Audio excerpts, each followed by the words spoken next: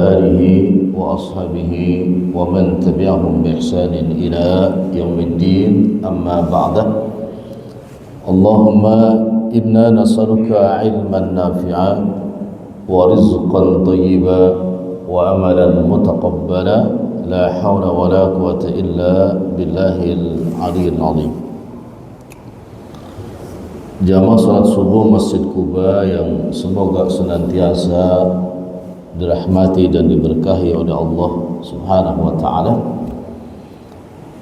Teriring nikmat yang besar yang wajib kita syukuri pada Allah Subhanahu wa taala.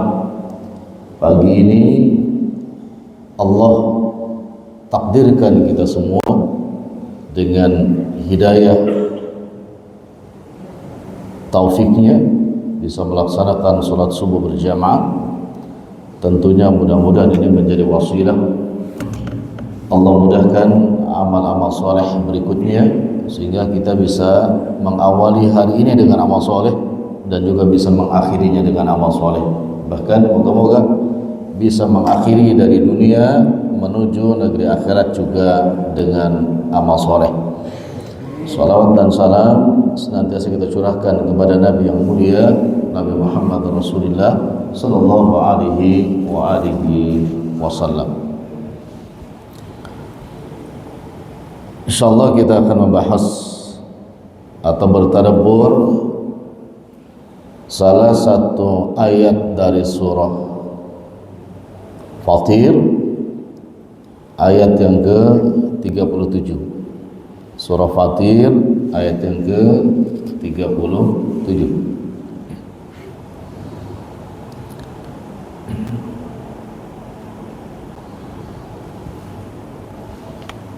Yang ada HP-nya udah dibuka ya. Surah Fatir ayat ke-37.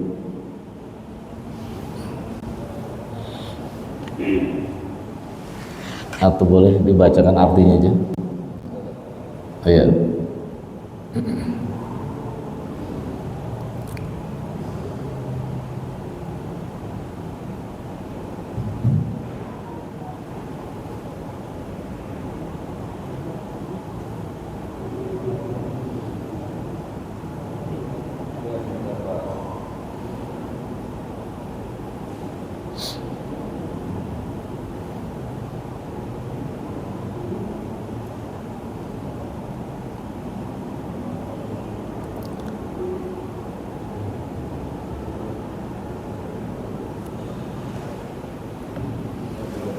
Tiga tujuh.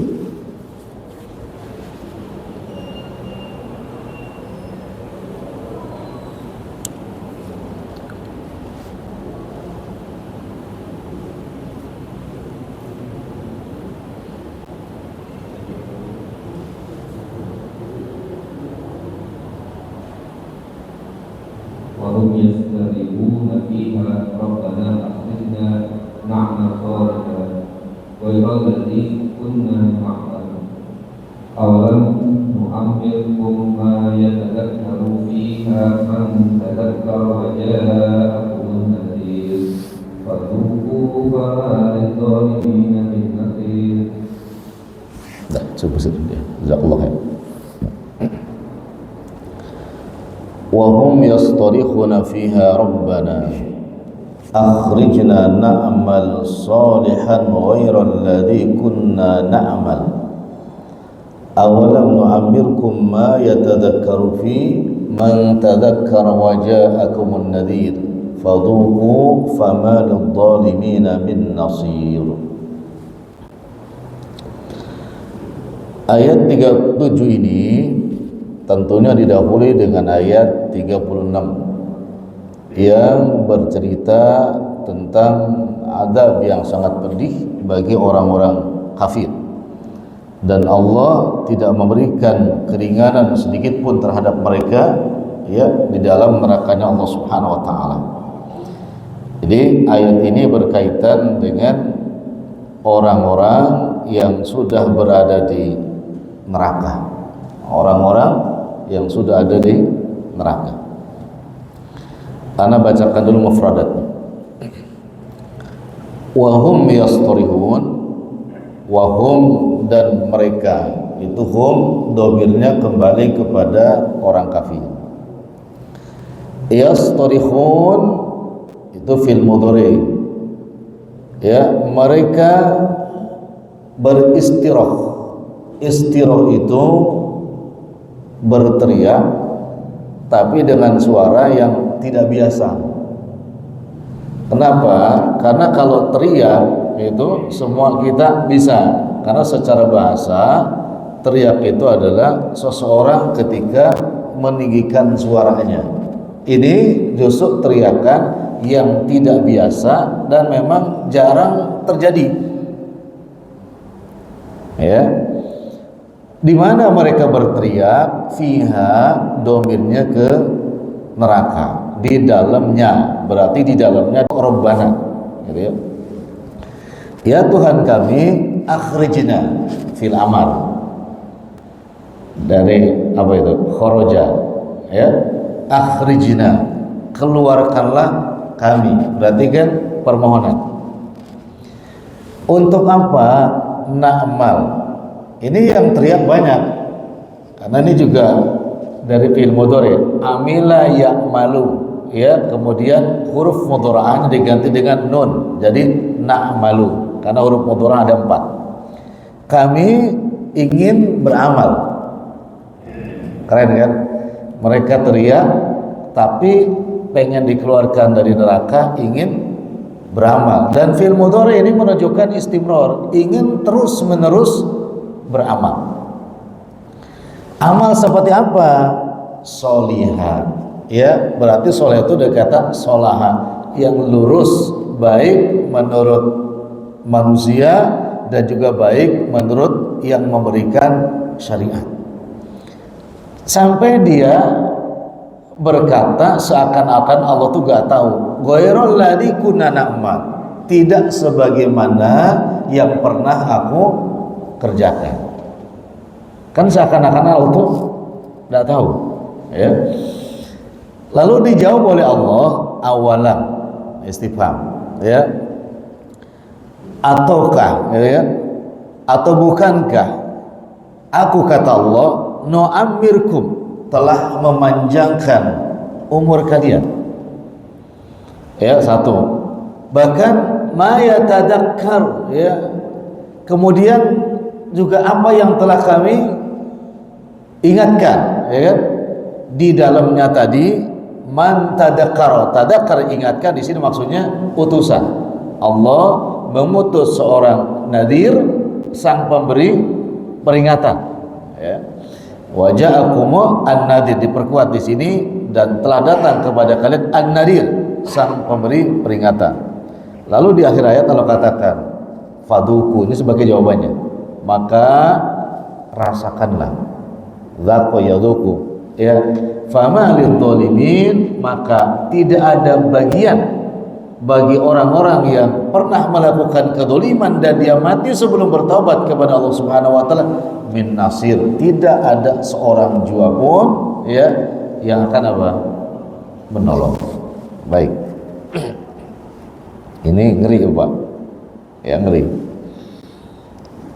Masuk neraka seseorang itu paling tidak setelah perjalanan orang itu 50.000 tahun di mahsyar. Ya, 50.000 tahun itu perjalanan yang berat, ya. Ditambah lagi begitu sudah 50.000 tahun berat, masuk kemana? Neraka. Berapa lama di neraka? Abadan. Lamanya, karena ini orang apa? Kafir. Baik. Kata Imam Ibnu Katsir rahimahullah, yastarihun itu al-istirah. Jadi maknanya bukan hanya teriak, tapi istirah itu jerita, histeris. Ya, insyaallah mungkin selama ini tidak pernah kita teriak menjerit kayak gitu. Biasanya kata-kata menjerit itu lebih dominan siapa? Laki-laki perempuan? Atau juga anak-anak. Anak-anak menjerit, kira-kira kenapa itu? Kesakitan. Ya, ini istirah itu menjerit. Jadi termasuk yang langka, jarang. Berarti menunjukkan iya sesuatu yang amat sangat genting. Ya. Jamaah sekalian, kebayang nggak kalau yang menjerit itu nggak usah jutaan, 10 orang aja menjerit dengan intonasi, kekuatan, kengerian, rasa yang berbeda-beda. Ngeri gak kira-kira? Ngeri gak?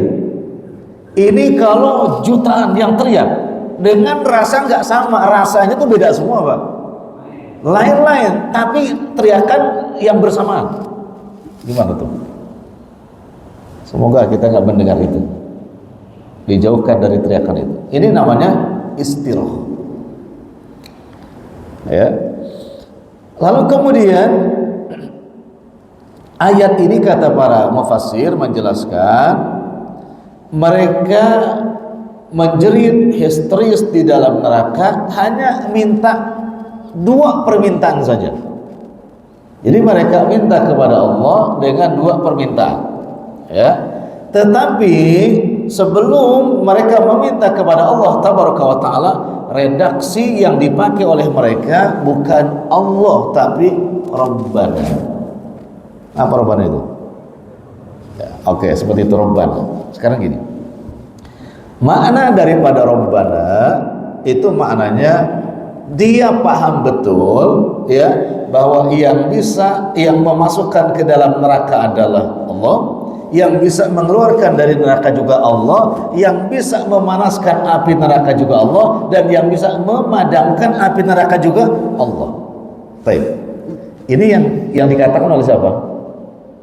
Orang kafir. Berarti orang kafir yang ada di dalam neraka itu, jamaah sekalian, mereka mengimani tauhid rububiyah. Mengimani apa? Tauhid rububiyah. Artinya mereka juga paham betul ketika di dunia Allah yang memberikan manfaat, Allah yang memberikan madarat. Ayat ini sindiran Pak. Kebiasaan manusia itu berteriak histeris kepada Dan yang maha memelihara segala sesuatunya hanya satu aja, ketika terjadi sesuatu yang amat sangat pedih atau sangat emergensi. Ya, ini kebiasaan keumuman manusia. Ketika amat sangat emergensi, mereka baru mengatakan Rabbana. Gitu. Tapi ketika emergensinya itu madaratnya diangkat oleh Allah, maka kebiasaan manusia berpaling.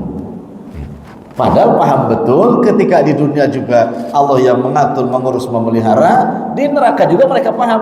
Maka mereka memakai redaksinya Rabbana, karena tidak ada yang bisa mengeluarkan dari neraka, bahkan mendinginkan api neraka kecuali siapa? Nah, gitu. Sebelum Anda lanjutkan gini. Model-model seperti orang kafir ketika di dalam neraka mengingat sang pencipta yang mengurus, mengatur, memelihara hanya ketika darurat saja. Kira-kira model seperti itu pernah kita punya nggak? Atau pernah nggak di level kayak gitu? Gini Pak, kalau ketemu orang sakit yang parah banget ya, biasanya selain aduh, saya tak aduh, biasa siapa yang dipanggil? Ya Allah, aduh, ya Allah. Itu pada jarang dan nggak pernah memanggil apa? Allah. Berarti lebih modern siapa? Orang kafir dulu, Pak. Karena apa dia kalimatnya? Rabbana, ya Rabb, ya Rabb, ya Rabb. Orang kita Allah kok begini amat, ya Allah begitu. Mestinya ini juga menjadi nasihat, rubah redaksinya jangan Allah Pak. Kalau ada sesuatu yang madarat atau dengan ya Rabb, ya Rabb, ya Rabb atau ya Rabbi, ya Rabbi, ya itu. Ini redaksinya. Kenapa? Karena kita paham yang mengatur, mengurus, memelihara itu siapa? Allah. Dan itu tidak termasuk orang yang baik ketika hanya terjadi madarat saja baru kita ingat siapa? Ya Allah, kok meriang? Ya Allah. Tapi ketika meriangnya sudah tidak ada, dengar Allahu Akbar pun pura-pura bang. Maka Allah menyindir di surah Al-Furqan ayat ke-44. Am tahsabu anna aktsarahum yasma'una aw yaqilun. Al-Furqan 44. Am tahsabu, apakah kalian mengira anna aktsarahum, sesungguhnya kebanyakan dari mereka itu yasma'un, apa itu? Mendengar, ya, aw yaqilun atau apa? Mau berpikir. Inhum balhum adhal, kata Allah, sesungguhnya justru mereka itu apa? Adhal, sesat. Dan kita itu kalimat adhal, sesat itu sangat alergi dengan bahasa itu. Padahal Quran menyebutkan orang yang tidak punya, orang yang punya telinga tapi tidak pernah merespon panggilan Allah, suruhan Allah, sebetulnya adhal, sesat dia. Bahkan tidak mau memahami kemahabesaran siapa? Allah, sesat dia. Bahkan hanya memilih kehidupan dunia, sesat dia. Balhum adhal. Al-Furqan 44. Maka Allah mengatakan, jangan mengira orang itu punya telinga mendengar, punya akal dia berpikir. Balhum adallus sabila, justru sistem manajemen mereka itu sesat. Nah, ini yang disebutkan tadi, ya, mereka meminta dua perkara kepada Allah tetapi memakai redaksi Rabbana, bukan Allah. Di surah lain ada itu, ketika Bani Israel meminta kepada Nabi Musa alaihissalam diturunkan Maidah, hidangan dari langit, itu kalimatnya bukan Rabbana. Allahumma anzil alaina ma'idatan minas sama takunu 'aidan li awwalina wa akhirina. Kalimatnya Allah, bukan Rabbana. Berarti kan dia mau turun mau enggak terserah. Ya, ini kan Allahnya Musa. Tapi ketika emergency, kalimatnya bukan Allah, Rabbana. Nah, ini hati-hati, jangan seperti Bani Israel dan jangan seperti orang kafir. Kenapa? Senang, susah kan? Ya, manfaat, madarat, tetap redaksi kita mesti apa? Rabbana. Dan boleh digabung Allahumma Rabbana, ini yang keren. Allahumma Rabbana. Dan para ulama sepakat, kalau berdoa dengan kalimat Rabbana atina fid dunya hasanah, boleh pakai tambahan Allahumma Rabbana atina fid dunya. Misalkan Rabbana atmim lana, Allahumma Rabbana atmim lana, atau misalkan Allahumma Rabbana hab lana min azwajina. Itu sepakat para ulama boleh. Dan tidak termasuk ziyadah. Karena bukan ketika membaca di Quran, tapi dalam apa? Berdoa. Kalau di Quran antum tambah seperti itu tidak boleh. Ya, tidak boleh. Misalkan Baqarah 102, Allahumma Rabbana atina fid dunya, tidak boleh dalam baca Quran. Ya, tapi dalam doa boleh. Paham ya? Tapi jangan salah paham, Ustaz, nama-nama bukan dalam doa, bukan dalam tilawah. Bukan dalam tilawah, bukan dalam qiraah. Itu tapi dalam apa? Berdoa. Nah, apa yang mereka minta? Dua. Satu, akhrijna minha, keluarkan dari neraka. Jemaah sekalian, kalau seseorang sedang terhimpit, ya, dengan alham wal gumum, ya, rasa sulit, gelisah dan lain sebagainya, ya, kemudian kita berdoa, akhrij lana minal hammi wal gham, ya Rabb, keluarkanlah kami dari keadaan apa? Gelisah, bingung dan sebagainya. Tujuannya apa, Pak? Atau gini deh, seseorang sakit, kemudian dia berdoa, ya Syafi, ishfi wa anta syafi la shifaan illa shifa'u shifaan la yughadiru saqama. Apa tujuan seseorang, ya Rabb, sembuhkan kami? Tujuannya apa? Ingin sembuh? Atau bahasa lainnya, ingin sembuh apa yang maksudnya? Ingin keluar dari kesulitan, ketidaknyamanan, ya, yang digerogoti dengan apa? Penyakit, ya. Berarti ketika mengatakan keluarkanlah kami dari neraka, kira-kira maknanya apa? Ingin bebas dari kesulitan, ya kan? Kenapa? Karena di neraka itu sulit. Jadi kalau ketika mengatakan ya Rabb, masukkanlah kami ke dalam surga, berarti maknanya apa? ingin mendapatkan kenyamanan, gitu kan? Itu maknanya. Jadi kalau pengen dikeluarkan dari neraka berarti ingin bebas dari berbagai kesulitan. Makna lain apa? Berarti mereka memahami bahwa di dalam neraka itu penuh dengan kesulitan. Ustaz, bukannya di neraka itu sakit? Bukankah sakit itu kesulitan? Kalau seseorang sakit, yang pertama dirasakan kesulitannya apa kira-kira? Yang dikhawatirkan, seorang sakit, yang terbayang kesulitan yang menghantui apa yang pertama? Kalau sakit itu,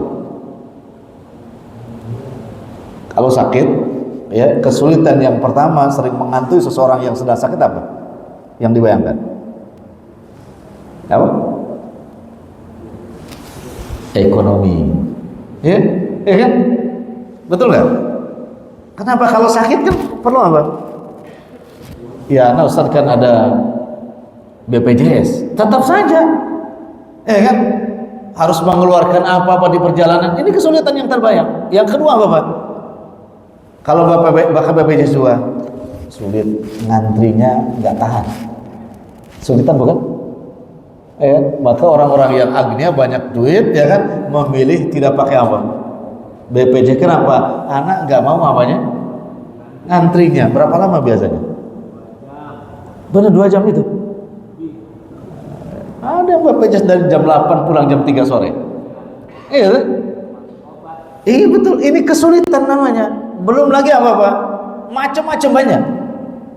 Berarti ketika dikatakan akhrijna, keluarkanlah kami dari neraka, maksudnya bebaskanlah kami dari berbagai kesulitan. Iya. Kalau ingin dibebaskan dari berbagai kesulitan, berarti tempatnya keluar dari neraka menuju tempat yang aman. Apa itu?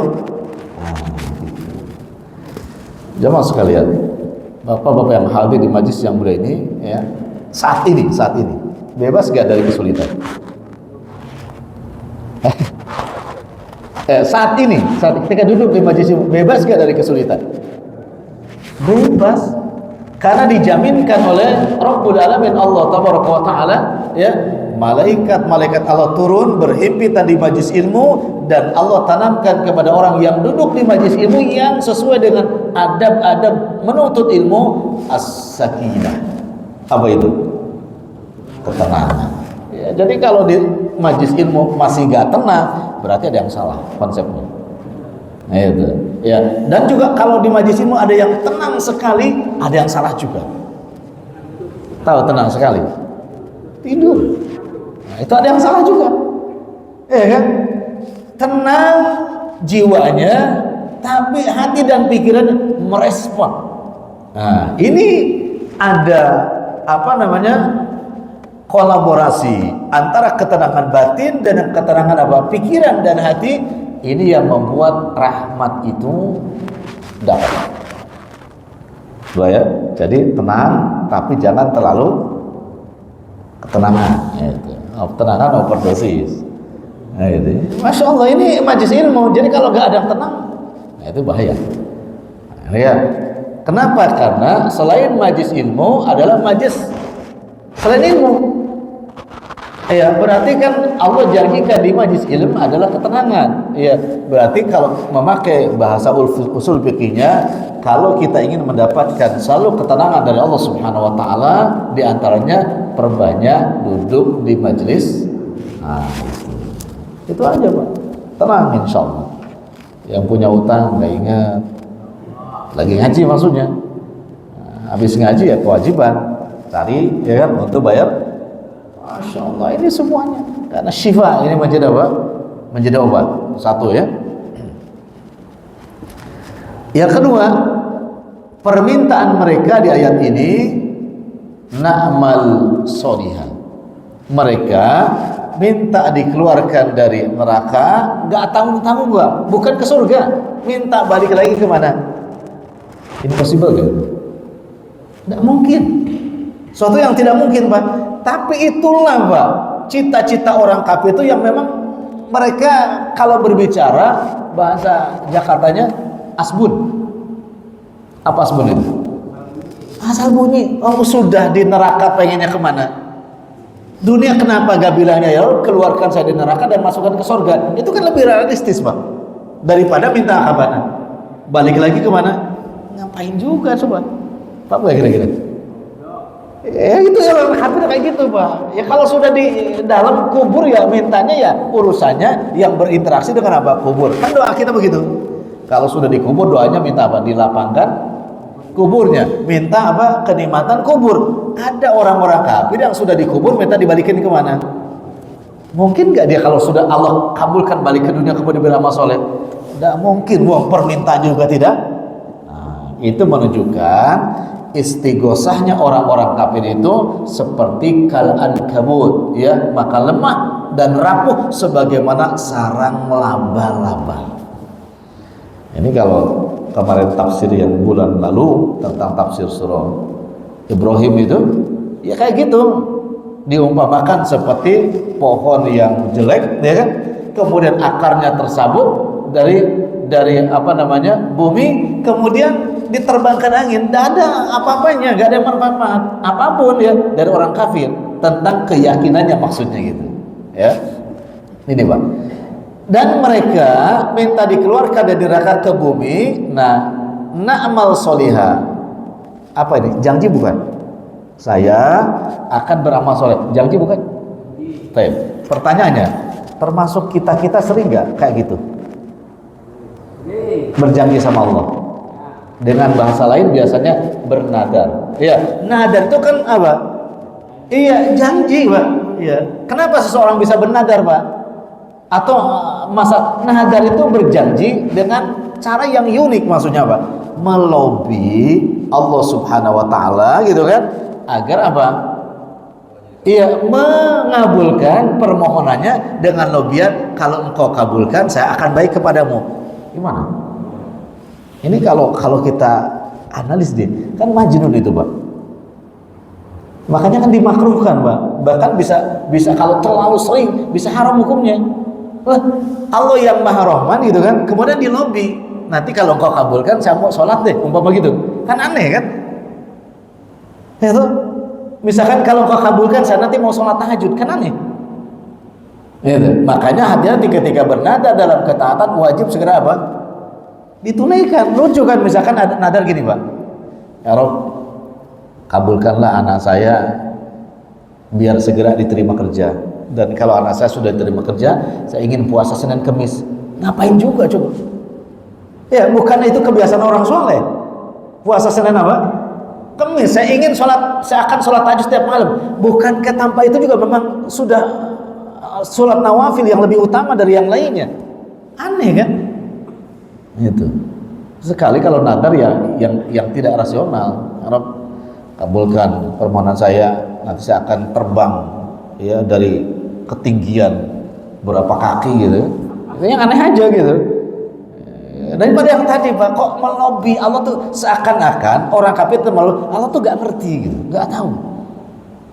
Apalagi dilobinya dengan amal soleh. Kita sudah komitmen orang beriman itu semua ayat Al-Quran, innal ladina amanu wa amilus soleh. Kenapa dijadikan nadar gitu? Nah, hati-hati Pak yang suka nadar ya. Jadi apa yang dikatakan orang kafir di dalam neraka, ternyata kita juga pernah seperti itu, melobi Allah seakan-akan Allah tidak tahu. Kalau Allah dilobi seakan-akan Allah nggak tahu, ciri orang ikhlas atau nggak ikhlas? Tidak ikhlas Pak. Syekh Bakr di dalam kitab beliau Hilyah li Thalabil Ilm, perhiasan adab-adab para penuntut ilmu, dia katakan seorang yang menuntut ilmu itu syarat yang pertama adab terhadap dirinya adalah mesti ikhlas. Dan beliau katakan caranya agar ikhlas itu harus memenuhi 4 rukun. Ya, agar kita bisa ikhlas dalam beramal harus memenuhi 4 rukun. Rukun yang pertama, laksanakan segala sesuatu yang diperintahkan dengan keyakinan karena Allah yang memerintahkan. Anda ulangi, laksanakan apa yang diperintahkan karena memang Allah yang memerintahkan. Itu pasti ikhlas Pak. Anak kasih contoh gini. Pak. Para bapak-bapak di sini, ya, sampai hari ini, pagi ini, bulan Dzulqa'dah tanggal berapa sekarang? 23. Ya 23. Masih mencintai istri nggak? Masih ya? Ini nggak serempak nih. Masih mencintai istrinya nggak? Masih. Oke. Pertanyaan kedua, kenapa masih mencintai istri? Oke, atau sayang, kenapa masih menyayangi istri? Kenapa? Hah? Satu. Yang lainnya kenapa? Kewajiban. Nah, oke, anak tanya yang ketiga. Selama ini ketika bapak-bapak menyayangi istri, ada rasa berat atau enggak? Harus menyayangi itu. Ringan lah ya? Kalau ringan ya udah nggak usah dilanjutin. Iya, jadi jawabannya apa yang menyebabkan para suami ringan mencintai istri? Mudah-mudahan yang tadi, karena memang Allah yang memerintahkan gitu. Ya, karena Allah yang memerintahkan mestinya nggak berat Pak. Tapi kalau mengada-ngada untuk mencintai istri pasti berat. Gitu ya. Tapi kalau kenapa saya mencintai istri? Karena Allah yang itu ciri orang ikhlas Pak. Kenapa antum masih mencintai istri? Ya kalau enggak nanti gak ada yang nguciin, gak ada yang masakin. Nah itu ciri gak ikhlas Pak. Ya kan? Jadi para suami juga katakan kepada istrinya masing-masing, sebenarnya dari dulu saya mencintaimu, menyayangimu karena Allah yang memerintahkannya. Selama itu jadi ibadah loh Pak. Selama itu dinilai apa? Tidurnya dinilai ibadah, terjaganya dinilai ibadah. Berbicara dengan istri dinilai ibadah, tidak berbicara dengan istri dinilai ibadah. Kenapa? Karena mencintainya, berbicara bahkan diamnya semuanya karena Allah yang memerintahkan. Gitu. Dan kalau diada-ada pasti berat Pak. Contoh lagi yang lainnya. Kenapa para laki-laki kalau di rest area disuruh ngimam, dia banyak yang gak mau ngimam? Kenapa? Nah ini kalau yang punya masalah semua. Kenapa para laki-laki nih ya? Ya kalau disuruh ngimam di rest area itu, ini kasus di rest area itu rata-rata gak mau ngimam. Kenapa?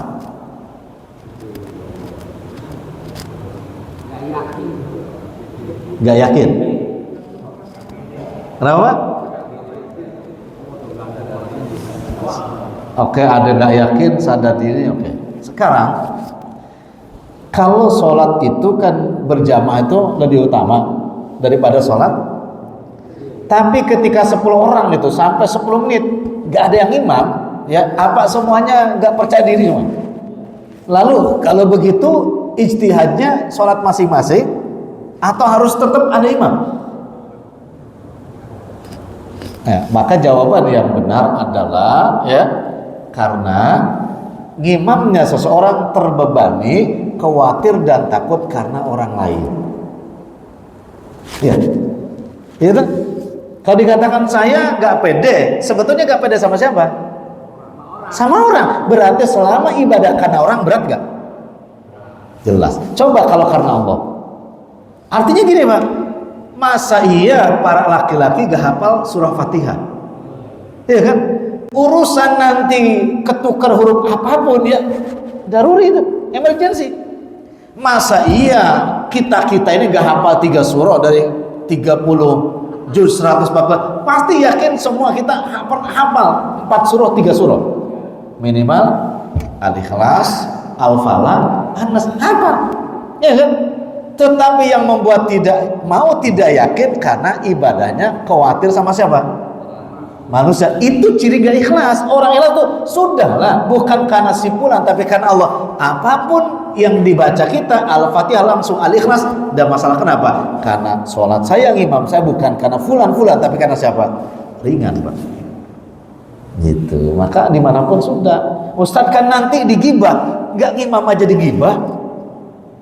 Apa yakin kita tuh sebagai manusia gak ada yang gibah? Setiap kita pasti ada yang gibah. Tidak mungkin Pak, kecuali kalau kita tinggal di mana?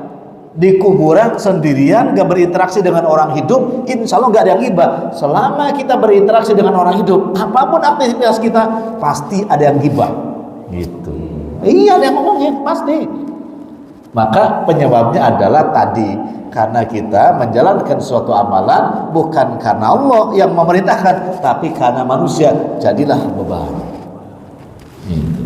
Coba kalau nggak percaya, memang di Masjid Kuba ini, karena jamaah Pak, mau hafal 5 juz pun kalau karena manusia pasti keliru terus. Kenapa? Karena jadi apa? Beban. Begitu waladhdallin, banyak nih amin, tambah beban lagi. Pasti salah-salah. Tapi kalau karena Allah tabaraka wa taala, khafif, ringan saja. Kenapa?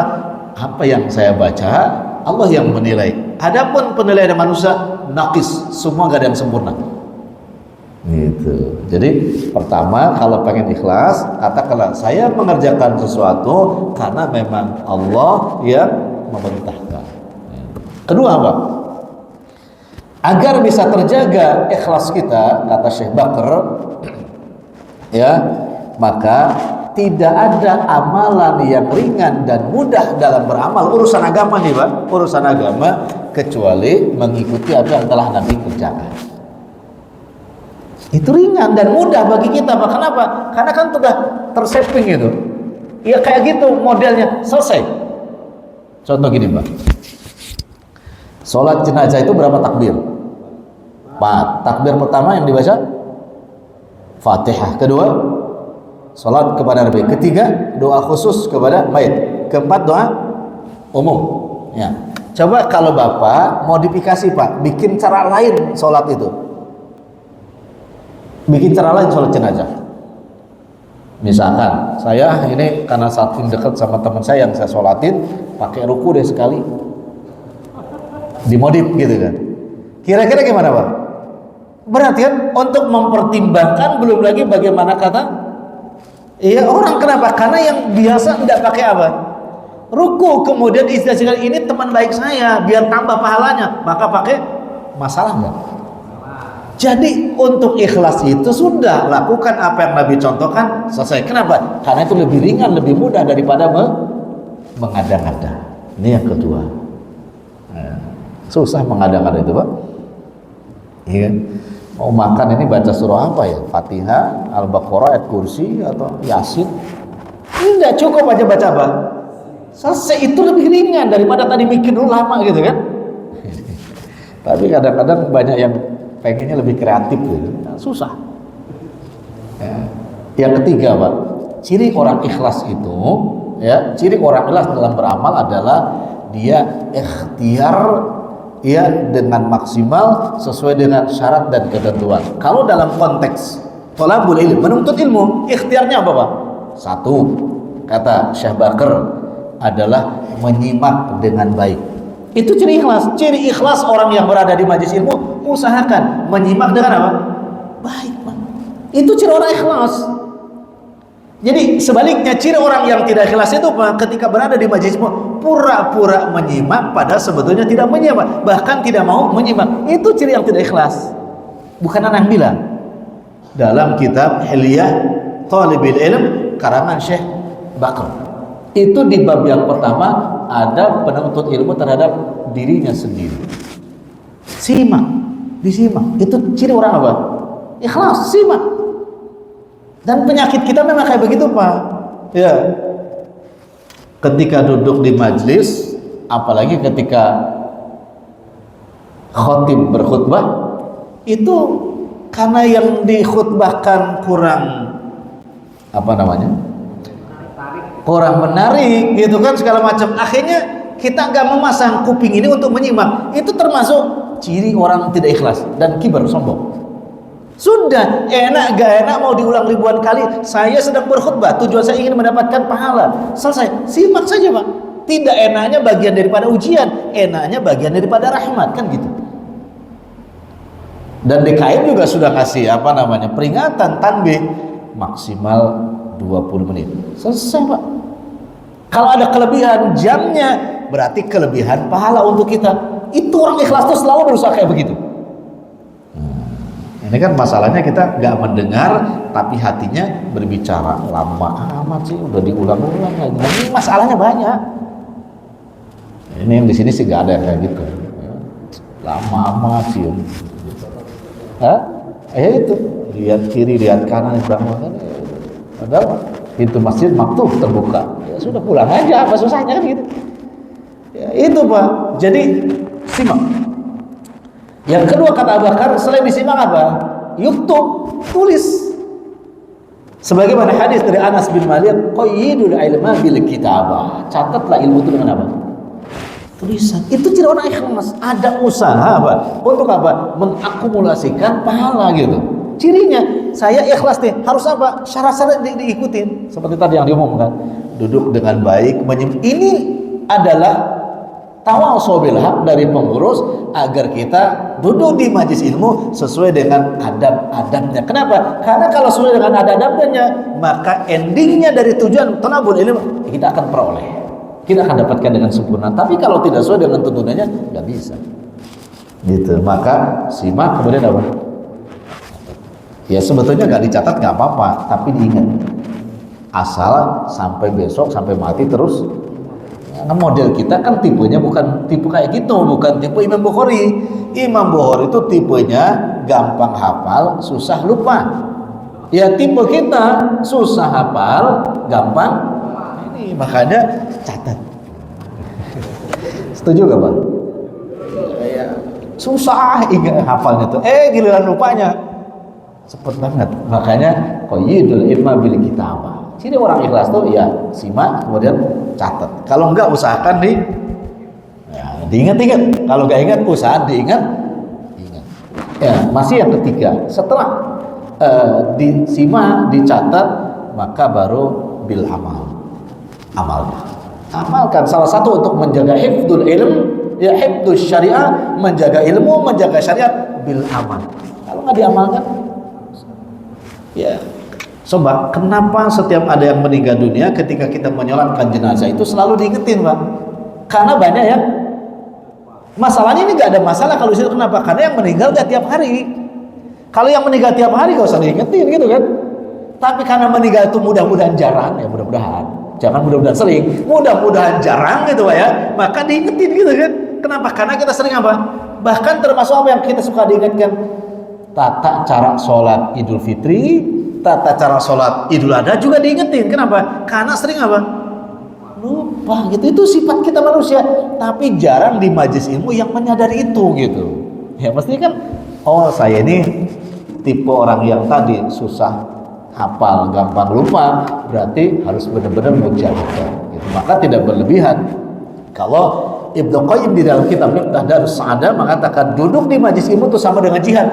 Berat Pak. Iya kan? Yang duduk kayak gini berat Pak. Yang nyender juga tantangannya lebih berat lagi. Kenapa? Karena nyender itu adalah satu jembatan yang memudahkan kita untuk apa? Tidur itu. Itu satu jembatan Pak. Satu tahap lebih mudah untuk apa? Tidur. Yang ini kan susah. Jadi semua punya apa? Punya jihad masing-masing. Tergantung mau bagaimana kan gitu kan. Supaya endingnya mendapatkan keutamaan tadi. Jangan seperti orang kafir minta kembali ke dunia beramal. Kita ditakdirkan bisa beramal hari ini dan amal soleh, alhamdulillah, maka adabnya penuhi. Oke. Keberapa tuh syarat ikhlas tadi? 3 ya. Yang keempat, ya kata Syekh Bakar ya, agar bisa ikhlas itu kata beliau ya, maka sebarkan. Termasuk orang ikhlas itu yang menyebarkan ilmu Pak.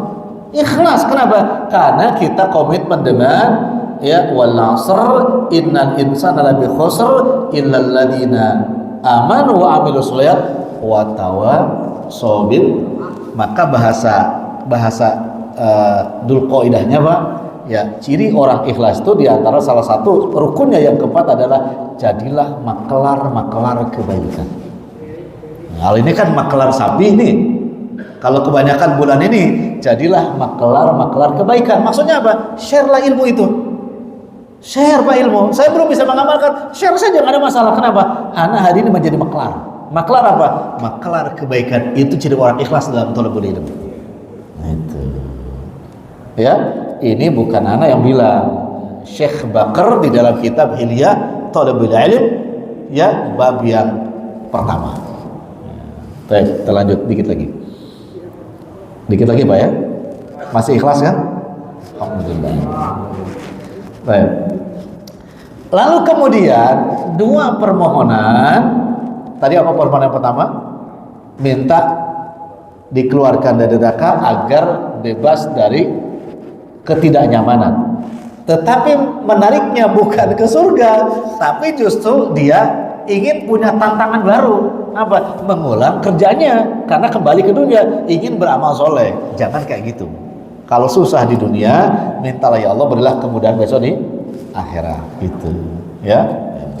Nah, Allah menjawab ya dengan 3 jawaban. Jawaban yang pertama, ya, Allah mengatakan gini, pakai retorika. Kata Allah, awalam nu'amirkum. Allah gak mengatakan tidak, tapi Allah jawab pakai retorika. Kata Allah gini, bukankah aku telah panjangkan umurmu? Coba, biar berpikir apa? Biar berpikir apa, Pak? Ginilah contoh gini. Qadarullah masyafallah, kita ini kan pernah sakit. Iya. Sakit yang paling ringan tapi berat apa katanya? Sakit gigi. Iya. Ya, makanya ada orang yang bohong mengatakan lebih baik sakit gigi daripada itu, bohong bener itu. Lebih baik sakit gigi dari dua-duanya, lebih sakit hati itu lebih parah daripada sakit gigi gitu. Itu kan ya namanya penyair ya. Lah ya penyair gitu. Makanya Pak, kalau nyanyiin itu kalimat itu ya jangan serius amat, bang, itu bohongan ada. Yang sakit hati itu ya memang parah daripada sakit. Nah, ketika kita sakit gigi katakanlah Pak, iya, terlama biasa yang pernah sakit gigi terlama berapa hari? Terlama? Hah? Datang lagi, nyut lagi. Ada yang sebulan Pak? Ada. Sudah enakan? Kambuh lagi. Kalau sebulan dalam 1 tahun, ya sebulan sakit gigi dalam 12 bulan, berarti sehatnya berapa bulan? 11 bulan. Allah ingin mengatakan ketika keluarkanlah aku dari neraka menuju ke dunia, ya, bukankah aku telah panjangkan umurmu? Maksudnya apa? Dulu itu kemana aja? Iya, dulu itu kemana aja? Ya kalau sakit sebulan itu kan, yang 11 bulan itu kemana aja? Kok yang sebulan kok aduh-aduhan gitu? Kenapa nggak ingat aku ketika yang 11 bulan itu? Kok yang ingat sebulan ini ketika engkau sakit? Retoriknya luar biasa. Ya, bukankah aku telah panjangkan? Maksudnya apa nggak cukup? Malah ingin kembali lagi kemana? Ke dunia. Dulu kan sudah panjang, 60-70 gitu. Makanya para mufassir membagi umur dengan 3 bagian. Pertama, usia 80 tahun dikatakan itu usia mulai takalluf, tanggung jawab. 18 tahun itu mulai kita mengemban tanggung jawab yang sempurna. Naik lagi usia 40 tahun, ya. Ini adalah disebut dengan usia sebagai usia kesempatan terakhir. Kalau 40 tahun itu usia untuk beramal macam-macam, kesempatan terakhir. Masuk lagi usia berapa? 60 tahun. Nah, 60 tahun dibagi adalah itu sebagai usia yang sedang menunggu ya takdir keberakhiran, yakni meninggal dunia. Jadi kalau sudah sitin au sab'in 60 atau 70 ya meminta dikembalikan ke dunia, Allah katakan, bukankah aku telah panjangkan umurmu? Enak gak Pak minta keluar dari neraka tapi malah dijawab, bukan kamu di Tangerang dulu sudah lama? Ya, ditanya di Tamanhoya berapa tahun? Sebelumnya di mana? Ya, sebelumnya di mana? Suka ada yang nanya begitu Pak? Jawabannya apa Pak? Ya, mestinya kan Pak sebelumnya di mana? Bapak jawab sebelumnya saya di alam rahim. Ya, kalau tanya di dunia di mana-mana kan sebelumnya di mana? Di alam rahim, di rahim ibu sebelumnya, baru kemana? Ke dunia kedua gitu ya. Itu sudah panjang Pak. Itu satu. Kedua, Allah jawab ya dengan ma yatadakkaru fi man tadakkar, ya. Allah menjawab di situ kesempatan untuk menggunakan tadakkar. Tadakkar itu akal Pak. Iya, Allah jawab, bukankah aku telah berikan kepadamu akal untuk apa? Berpikir, bahkan berpikir jangka panjang, yakni apa?